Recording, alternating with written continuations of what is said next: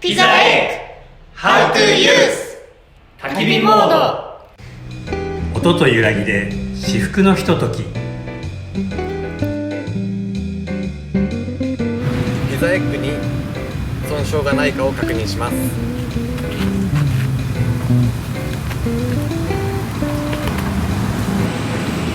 ワゴンを引き出します。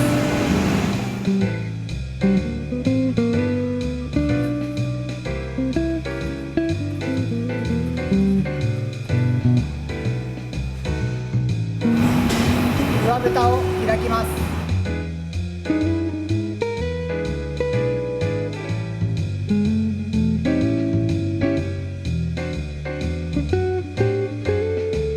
焚き火ボードです。使用するパーツは焚き火台です。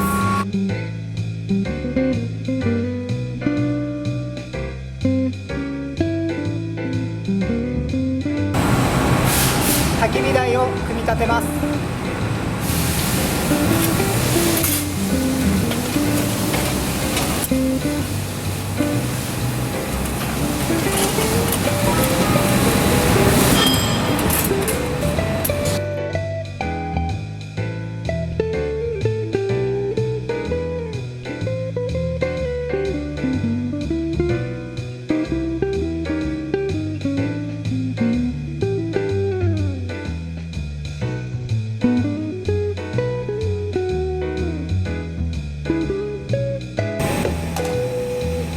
立てた焚き火台を本体にセットします。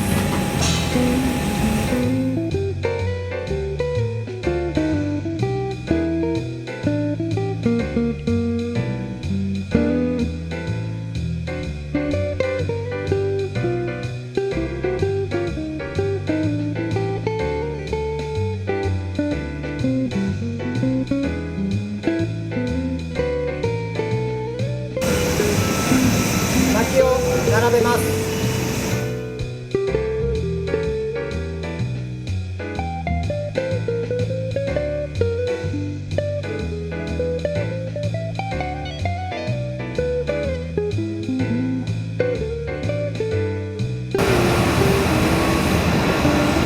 並べた薪に火をつけます。